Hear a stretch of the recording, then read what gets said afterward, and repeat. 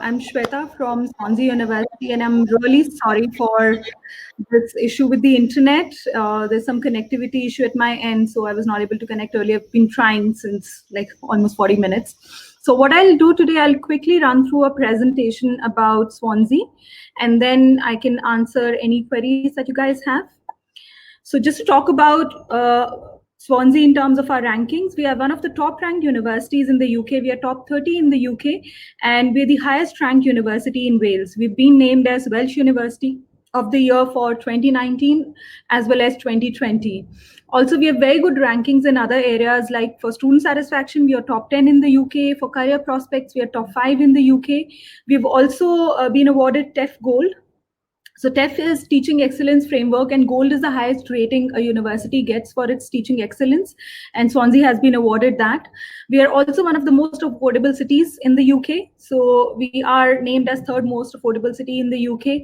And also our research, we are a very good blend of a research university as well as a teaching university. We are top 30 in the UK for our research, but we also give a lot of focus on our teaching.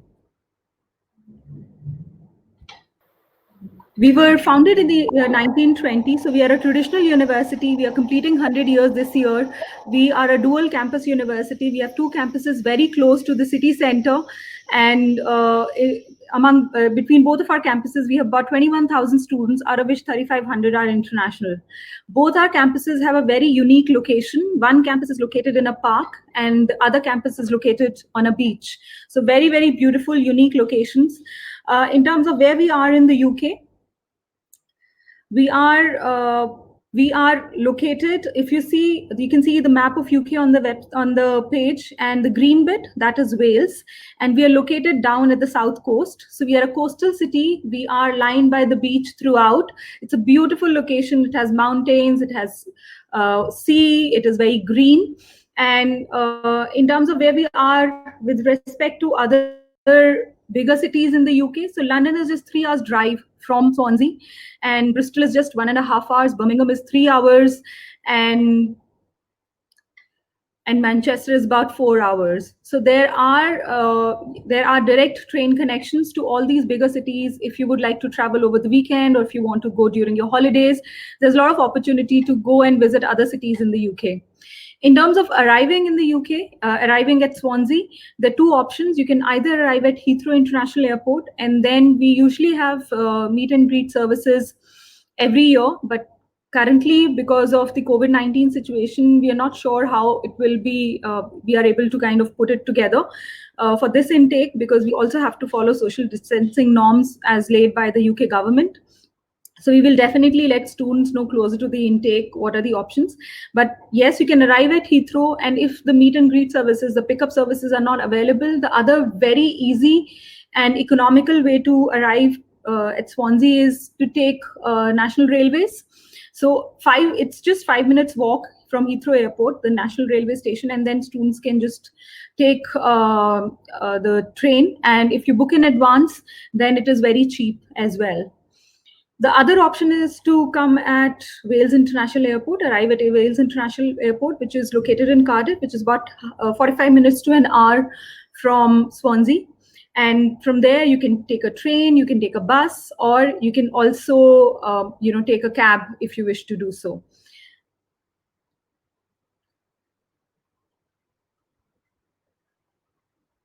So as I said, we are a dual campus university. We have two campuses. This is our traditional campus, which is called Singleton Park campus. This dates back to 100 years. And as the name suggests, it is located inside a park, which is not a park by Indian standards. It's like a mini jungle. It's a beautiful location. You can see how green it is. So you will have like a good 5-6 minute walk, and then you enter the campus premises. And then everything is available inside the campus, on campus. If you're staying on campus, we have accommodations on campus. And if you're staying on campus, you're not really required to go outside if you do not wish to do so. We have a supermarket on this campus. We have a theater. We have restaurants. We have clothing stores. We also have other facilities like your libraries, student services, and everything else, sports facilities, everything else is available on campus for students who are staying on campus. And we also have very good, we keep on investing into our teaching and learning facilities. Almost 76 billion pound of investment has gone in the previous years onto this campus. And we have a center of nano health, we have a data science library, we have a law library, among other facilities.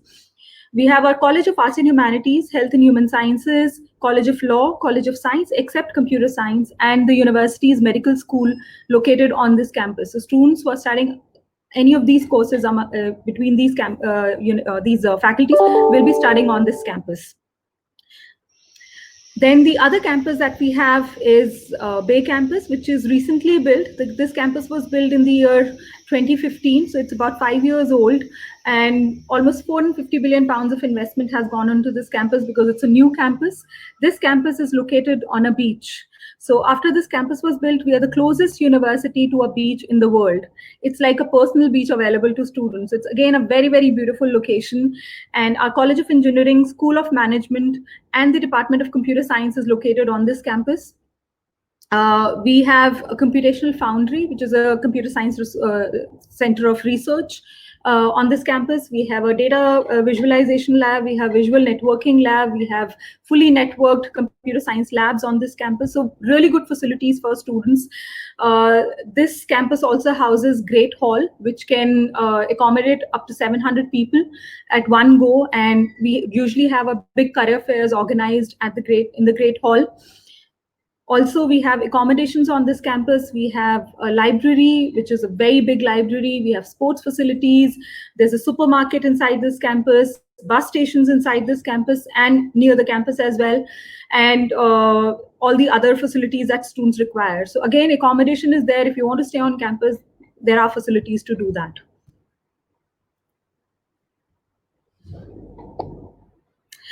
Also, a lot of sports and society. So we have over 60 different sports teams, including 2 cricket teams.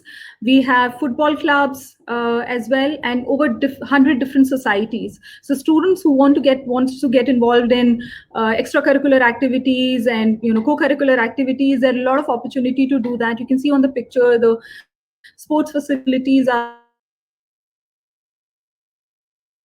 of national level. There are athletes who come down to Swansea, stay at Swansea for their practice sessions. So really, really.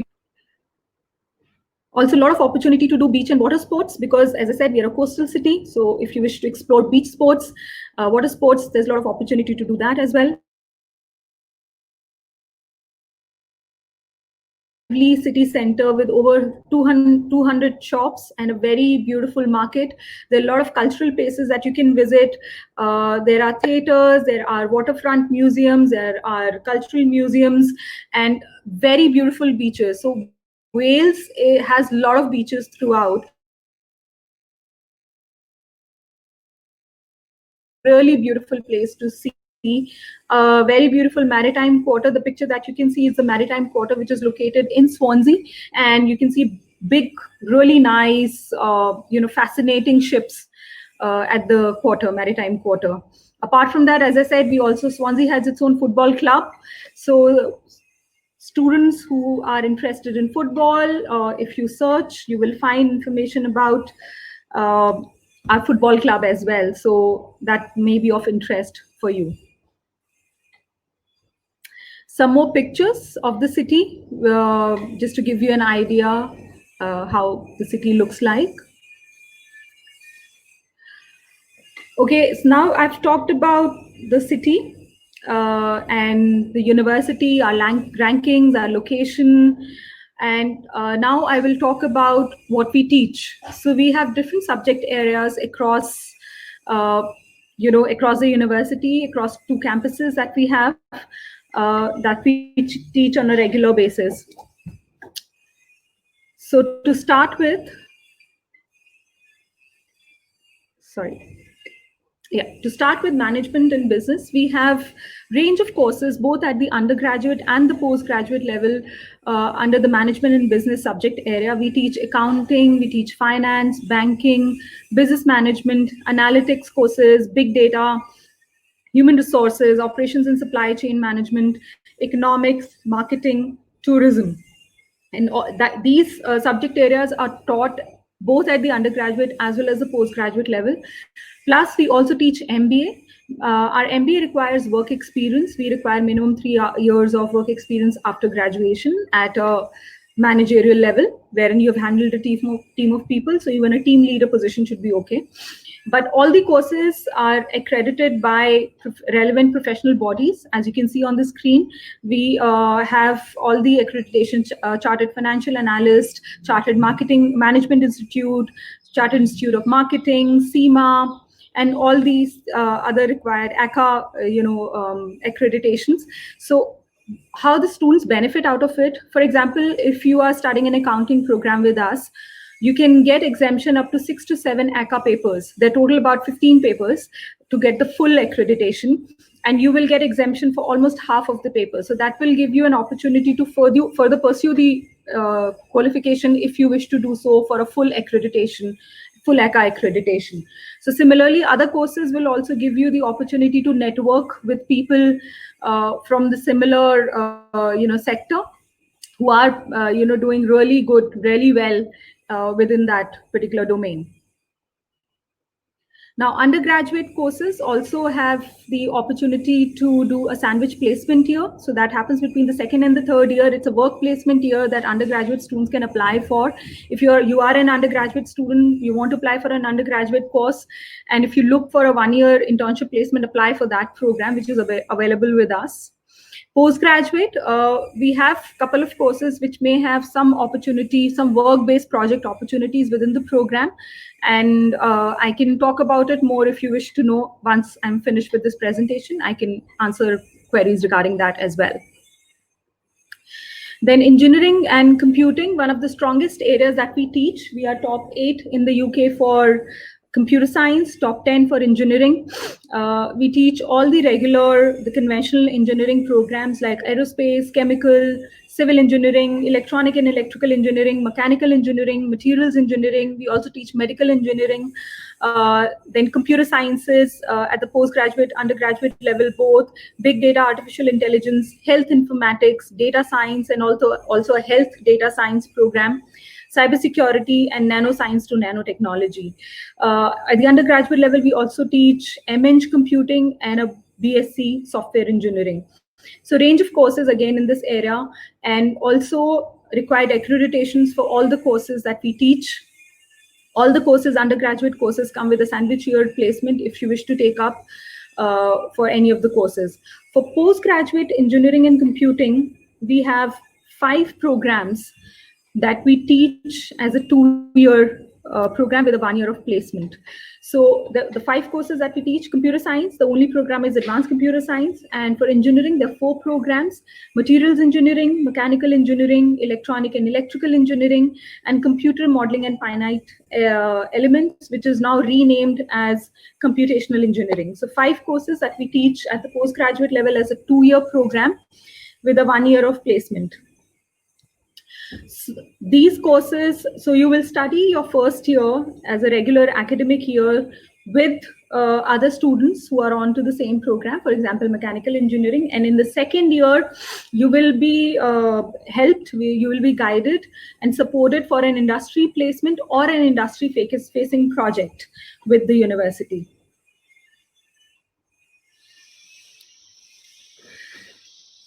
Law, we teach again a range of courses. We have an LLB program which is approved by the Indian Bar Council, so it's a very easy transition for students who want to later on get the Bar Council registration in India. Then we also have courses, a range of LLM courses, again very unique areas apart from the regular areas. So the normal very popular areas is IPR, commercial law, trade law, but we also teach unique areas like maritime law. And maritime law with Swansea University is one of very, very popular courses. We have a lot of students going for our maritime law course. We are one of the top ranked maritime law courses in the world.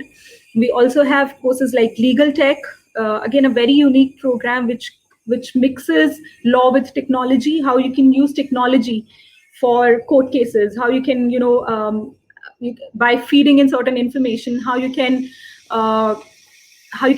estimate, kind of what will be the judgment for that particular court case. So that kind of thing also. So how you can basically blend both law degree with a technical thing, and how can use technology for law.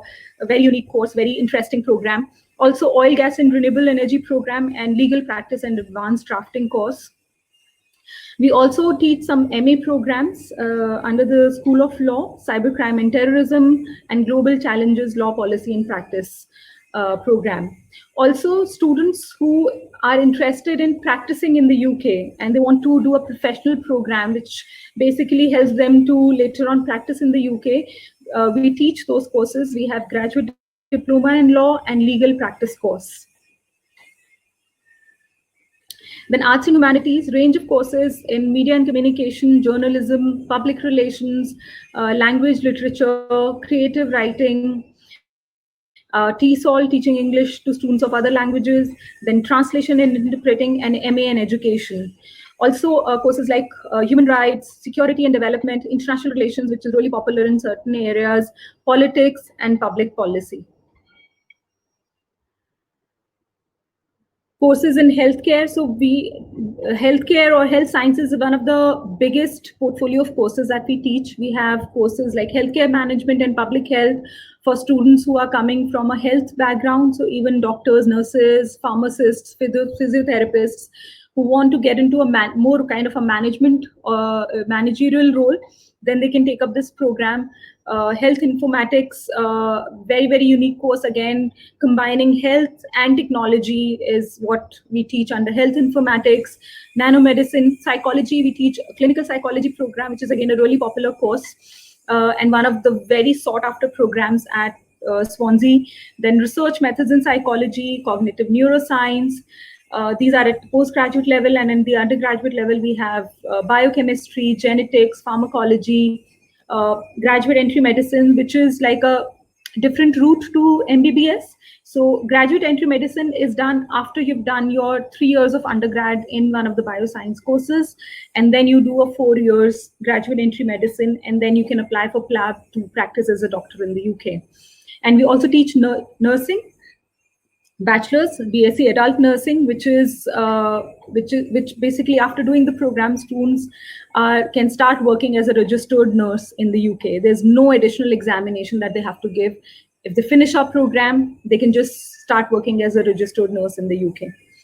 Also pretty high rankings there. Our medical school is ranked top 3 in the UK. For graduate prospects, psychology is top 2 in the UK, and sports science is first in the UK. We also teach a BSc sports and exercise science, and we are second in the UK overall for nursing.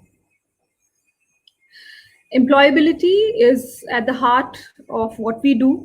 We are, as I talked about earlier, we're top 5 in the UK for employability. These are very recent rankings. As you can see, it's Cargin University League Table 2020.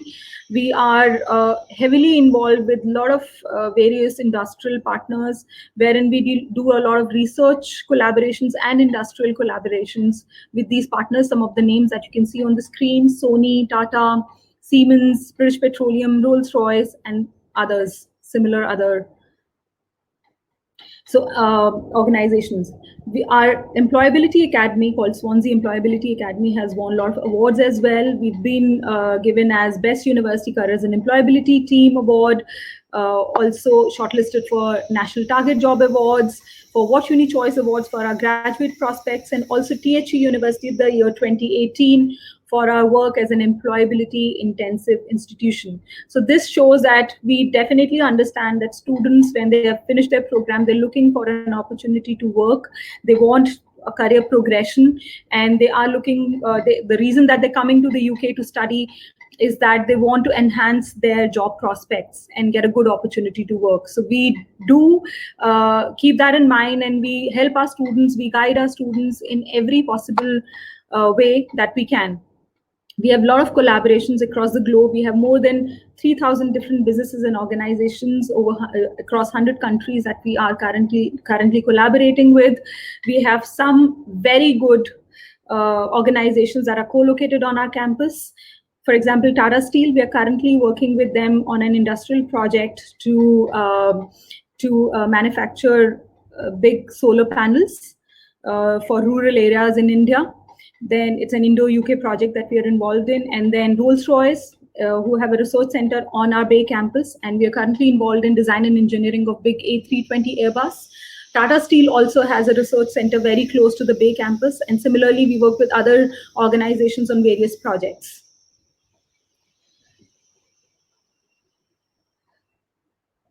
Just to talk a little bit about in terms of career support that we give. So we have this dedicated Employability Academy, Swansea Employability Academy, which helps students in terms of, guiding them for basic things like writing their CV as per the UK standards, and also doing mock interviews for them, organizing a lot of professional level skill-based workshops. So basically inviting people from the industry to talk about what they're looking for in a candidate when they interview the candidate. So what kind of knowledge base, what kind of transferable skills are really required in the current job market, and what they would expect a candidate to basically demonstrate when they are being interviewed. Also, the Swansea Employability Academy, we organize career fairs, we organize job fairs, we also help students with part-time opportunities, we organize networking sessions with industry professionals, and a lot of guest lecturers come down and talk to students. So a lot of support is being provided to the students on a regular basis. We have accommodations on both the campuses, as I had spoken earlier as well. There are accommodations off campus as well. A lot of postgraduate private accommodations available on campus.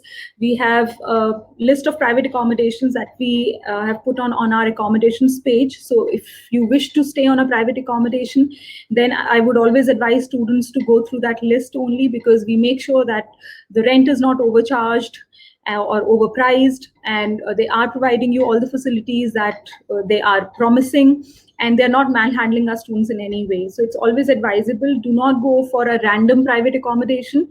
Always go through the Swansea University's accommodation website and look at what private landlord is listed there, because these are all being duly inspected on a regular basis. If you stay on a university accommodation, we can cater to certain needs. For example, if somebody is looking for an all-female accommodation, we can provide that, or a quieter accommodation, or a disabled-friendly accommodation, or a family accommodation. All these facilities are there at the university.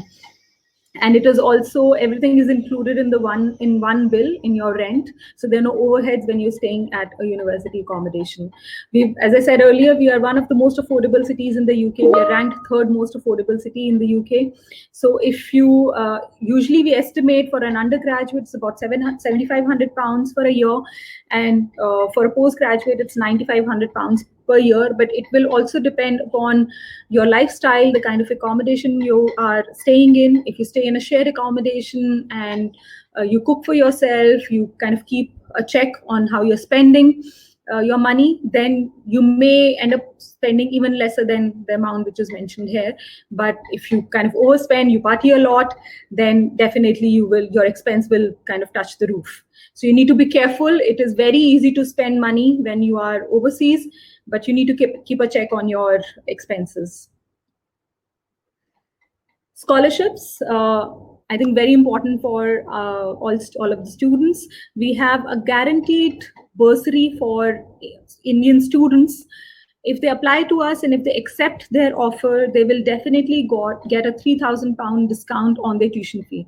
This is automatic. You do not have to apply for it. As long as you accept your offer, you will be given this £3,000 discount on your tuition fee, which will reflect on your CAS. Now, there are some merit-based scholarships as well. So there is an excellence scholarship, which will add another £1,000 to your current bursary of £3,000. So at undergraduate level, it is divided between year 1 and year 2. You will get £4,000 for year 1 and £2,000 for year 2. For postgraduate, because it's only a 1-year program, it will be £4,000. Now, the Excellence Scholarship is a merit-based scholarship. So we will expect you to have a higher percentage and a better profile, a value adding profile overall, if you wish to be considered for this scholarship. So just to give you an example, for an undergraduate program, we require 70% in 12th as an average of all your 5 or 6 subjects that you're studying. But if you have scored more than 85%, then yes, you are eligible to apply for the IDU Excellence Scholarship. And if you achieve it, you will get, instead of £3,000, you will get £4,000 off on your first year tuition fee. And similarly, in the first year, if you score more than 65%, then you will get another £2,000 off on the second year tuition fee. So that's for undergraduate. And for postgraduate, if we are asking for, say, about 55 to 60%, but students score 65, 70%, then they're eligible to apply. And if they achieve the scholarship, then they get £4,000 on their first year of your postgraduate studies. Then the other scholarships, which are faculty-specific scholarships, different values. These are, again, merit-based scholarships. You have to fill the scholarship application form and apply for these scholarships after you've received your offer for the program that you've applied for. And then these are in addition to your Thrive or Excellence scholarships. You can club these two. You cannot club Thrive, the bursary, and the Excellence scholarship, but you can club Thrive or Excellence with a faculty scholarship. That's all from me. I can now answer any questions that you guys have. Yes. So Shweta, am I audible to you? Yes, you are. Yeah. So Shweta, I would love to start off with one of the most generic questions which all the students right now want to know. Is it the right time to apply, or they should probably postpone their plan for a bit and apply into the next coming intake? So what is your take on that? Is it the right time to apply for students aspiring for international education? Yeah, I would say that,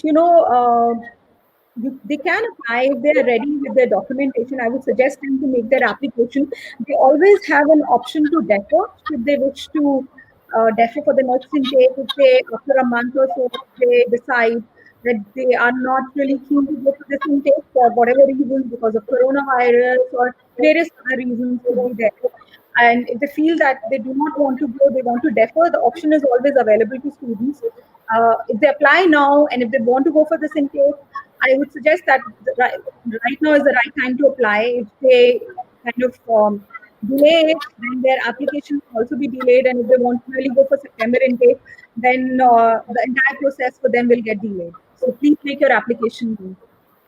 So, Shweta, what is the take of Swansea University for the entire pandemic? Like, how are you people helping the students, maybe via online classes or maybe providing a certain relaxation in the application process? So can you please elaborate a bit on that as well? Sure. So what Swansea University has decided, we have decided to start our intake as planned in September, which is usually third week of September. You have orientation week and faculty orientations in the last week of, the third and the fourth week of September. And classes usually start in October.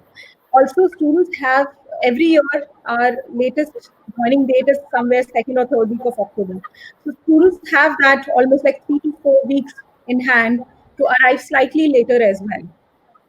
What Swansea has started offering for this intake, which is the first time that we've started offering that, is an online enrollment. So students who want to start for September intake and they're not able to arrive early September or by the end of September, they can actually do online enrollment and start taking classes online. And when they arrive, then they will have a blended teaching, wherein they will have some classes online and some classes face-to-face. So we have adopted a blended teaching approach, a blending teaching and learning approach for this year, wherein we will provide students all the classroom experience as well as online teaching, keeping in mind all the social distancing measures that we have to adhere to as per the UK government policy.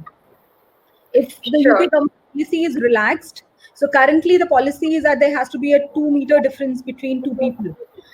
If there are a lot of I think talks going on within the government also, depending upon if they will relax these social distancing norms, depending on how the cases are going forward in maybe a couple of weeks. And if those norms are being relaxed, then yes, there may be again, we will review how we are teaching our students, and there will be more face-to-face teaching than online teaching. So again, we are reviewing it at every stage, and we are putting measures to make sure that our students are safe, our staff is safe, but they are also getting a very good experience of Swansea when they are studying with us. So then, Shweta, we have a lot of questions. Maybe like we have Abdul as well, who is wanting to know about the application procedure. So what is the application procedure, or maybe the eligibility criteria for your university for an undergrad and for a postgrad program both? So can you, Right. if you could please elaborate on it? So the application process is that both for undergraduate and postgraduate, you can apply through our portal. If you go onto a course page on the website, the online prospectus, you can see an apply button.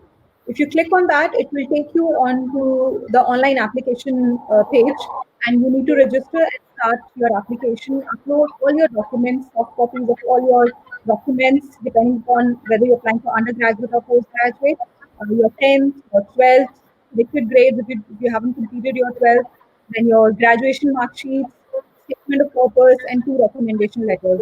This is what we mainly require. Also, if students are unable to secure letter of recommendations at this point because the colleges are closed, then we are flexible in that area, and we are giving students the opportunity to submit LORs later. Till the time being, they can only submit all their academic documents and their personal statement for us to start assessing their application and give a decision on the basis of what they have scored, and how their personal statement is. Yeah. Yeah. So Shweta, though your presentation was very much informative, but there are a lot of students who are asking questions also about the scholarships. So if you can tell us more about the scholarships, are they only merit based, or you are giving scholarship based on extracurricular activities as well? And how can their students probably apply for scholarships? They are wanting to know that. Right. So there is a bursary for Indian students, which is automatic, for which you do not have to apply as a scholarship application form. All you need to do is to apply for the course. If you get an offer, and if you accept your offer, you will definitely get a £3,000 off on your tuition fee for the year 1, whether you're applying for undergraduate or you're applying for postgraduate. That is not merit based. That's an automatic thing that we're providing to our students. It's up to £4,000 actually. Then there are a couple of merit-based scholarships. For that, once you have received your offer letter, you have to fill the scholarship application form and send it to us, and the panel will assess your application and decide your eligibility for the scholarship. Now, again, it is, when I say merit-based, it's not only your percentage that we are looking at your entire application. What is the value addition that you're bringing with yourself? So if you are good in sports, you can talk about it. In your scholarship application, you can talk about what can you bring with yourself, what skills you're bringing, what is you can add to the university, which will also be beneficial for the university. What personality traits you have, how do you demonstrate those personality traits, how do you think you will contribute to the university. So all that will also be considered when you're writing your scholarship application. If you talk about it, then we will keep that in mind also when we are taking a decision on the scholarship application. So you mentioned about it. So Shweta, I would love to know that while a person is writing his personal statement, or maybe an SOP, or maybe we call it a personal statement. So what are the pointers that you people look for? So while a person, or maybe an applicant who is aspiring for your university, what should be the pointers he should keep in his mind while he is writing his statement of purpose? So I would suggest everybody, when you're writing your personal statement, you have to think about the first question that should come into your mind is, why am I applying for this course? why this program, why only this program. You need to, when you're studying whether an undergraduate or a postgraduate program, these are very intense courses for the specialization that you've applied for. So you need to be very, very sure of the program that you, when you're applying for that program, because if you start the course and then you realize this is not something that you really wanted to study, then it will be a waste of time and money for you. So it will be a big loss. So I would suggest is to first go onto the course page when you have applied, when you plan to apply for a course, do your research in terms of understanding what that program is teaching you.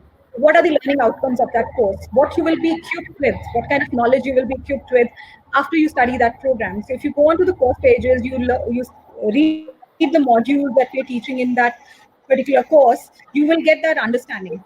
And then if you feel that yes, this is the right program for you, this is what you're interested in learning, then keep that in mind when you're writing your personal statement. Because when a selector, an admission selector or an academic tutor is reading your personal statement, they want to know that you understand what you're getting into. You are fully aware that what are the learning outcomes of that program. How do you think it will really help you in your progression in terms of your studies, progression in terms of your career, if you're a postgraduate program? How do you think it will really fit into your aspirations of what you want to kind of gain out of it and do further with that? So that is very, very important. A very important tip that I would like to give students is that do not write it as a first time activity and then just write it once and then just submit it. Don't do that. Write it, start making points, that what are the things that you'd like to include in your personal statement. When you think that you have enough points, then start writing into statements, talk about why and how, and then you can shorten it by only focusing on which is what thing is important. So you can write a big draft and then shorten it to say about 1.5 pages of an A4 sheet, which is an ideal length for a personal statement. So yeah, I would just suggest that make sure that you know the program that you're getting into and you're able to kind of show it through your personal statement, because these academics or admission selectors are not meeting you in person. What they understand about why you have applied for that course is only by reading your personal statement. So you need to put clarity and focus in your personal statement. Very true. And then Shweta, we have Abdul, who is wanting and is very eager to know about the MBA program and also about the fee structure for the MBA program. So what are the business regarding programs and what is the fee structure for those programs like? So MBA, as I said, we require a minimum of 3 years work experience after graduation for an MBA course. It's usually junior level or a middle level management experience, wherein students may have worked as a team leader. So as long as they have worked and they've handled a team of people, then yes, MBA, they can apply for our MBA. If students do not have the work experience, then they can apply for our management courses, the MSc programs. We have a range of management programs at the postgraduate level.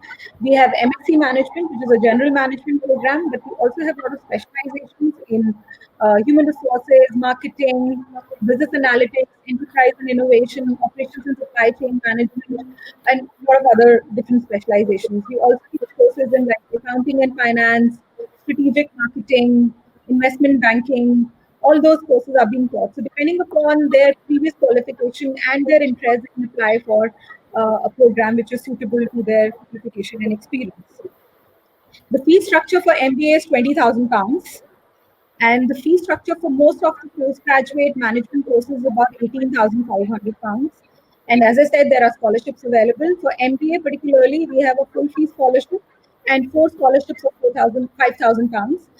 Again, merit-based. So once you've applied for the course, you've received your offer, then you can apply for the MBA scholarships as well.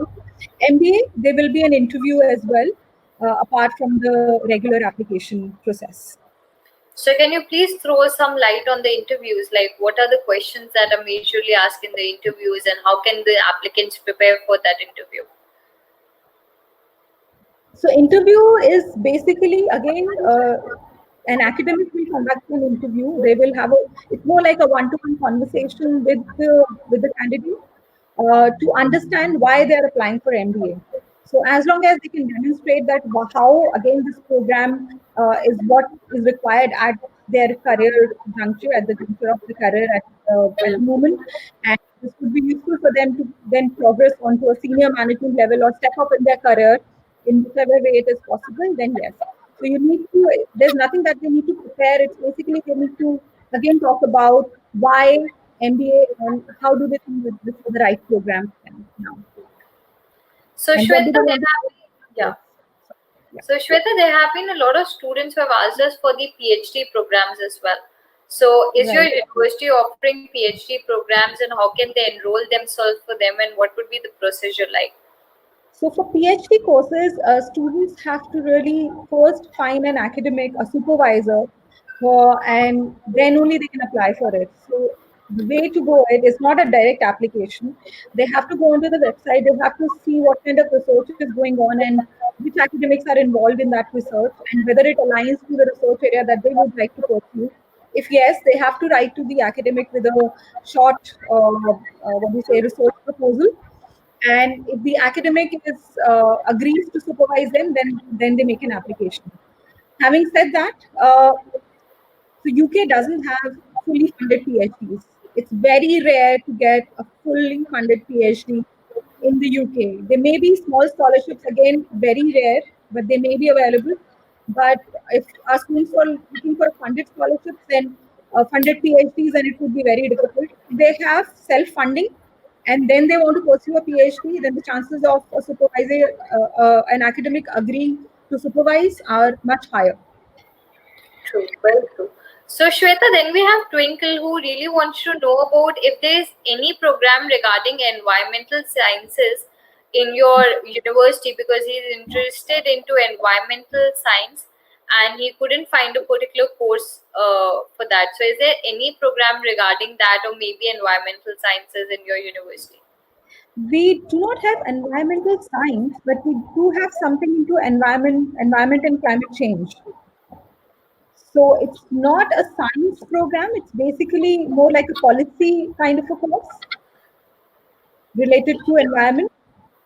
Sure. So Shweta, though your presentation was way more informative for us to answer all the queries for our attendees, but still, guys, I hope we were able to answer a lot of questions of yours. So Shweta, I would ask you for a minute more so that you can give us a parting note for the entire webinar, and attendees need not to worry. We would be asking Shweta a lot of questions again ahead, and I would be posting all your queries directly to Shweta for other questions as well. So Shweta, if you can please give us a parting note for the webinar. Yeah, I would just say to everybody that, if you're really keen and you are in your final year or you are currently in your, like, one of your 12 and you're keen to apply for a program, please apply now. Right now is the right time to make your application, and also complete your application as far as you can. So if you've completed your 12, you get your unconditional offer. If you get your unconditional offer and if you have you get complete all the documentation as much as you can, so that when the visa centers open, you are ready to apply for your visa. Do not delay, because if you delay, then the entire process, the further processes will also be delayed. So just go ahead, make your application. If you have any questions, if you are basically confused between the program, or if you have more questions in terms of how we are going ahead with September intake, you have my details on the screen. You can always get in touch with me. I can answer your questions in person and give you more detail and insight into what we are doing for September intake. But yes, please go ahead and make your application. Also, I think one thing that I missed talking about is English. So we do accept CBSE ISC board with a 70% in English, and certain state boards as well with 75% in English for an IELTS waiver. But we also conduct our own English language test online. We're conducting this year, which is free of cost for students if you apply to us and if you have a condition on English. So it is completely free of cost. You don't have to pay for it for the first time. So that option is also available. So I think to make sure that all your processes are complete before the visa centers are open, you have to start your application process now if you wish to apply for scholarship, because that will also take time to come back in terms of a decision. So make sure that you are starting now so that all your processes are complete till the time, by the time the visa centers are open. So yeah, and also I would just say that, stay in your home, stay safe. Yeah, thank you. Thank you so much, Shweta. And to all my attendees, I hope we have answered most of your queries, and the presentation was very informative on its own to answer all the questions. And need not to worry, Shweta has already shared her email address so that you can post all your queries, and I would be also connecting to her for all your further queries. Thank you so much, Shweta. It was lovely interacting with you. Thank you, Tanvi, and thank you, College Dunia team. Thank you for organizing this. Thanks a lot. Thank you so much. Bye-bye, guys. Let's stay tuned for our next webinar. Thank you so much. Bye. Bye-bye.